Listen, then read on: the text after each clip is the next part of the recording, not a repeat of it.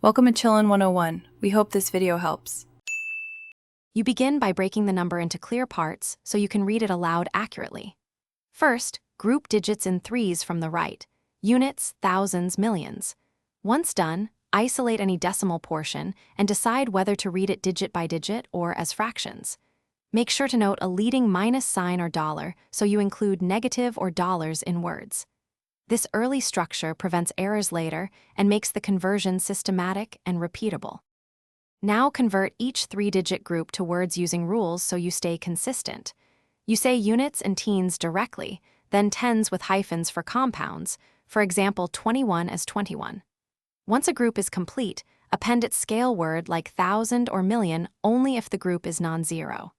If you use and in your style, insert it between hundreds and the remainder. Otherwise, skip it. This step-by-step handling keeps large numbers clear and avoids misplace. You finish by assembling the converted groups from left to right and speaking them as a single phrase.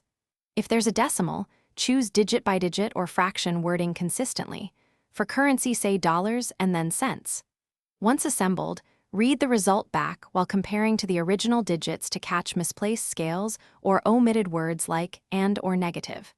If something sounds off, isolate the offending group and redo its conversion. That targeted fix solves most errors quickly. Thanks for watching. Consider subscribing if we helped you.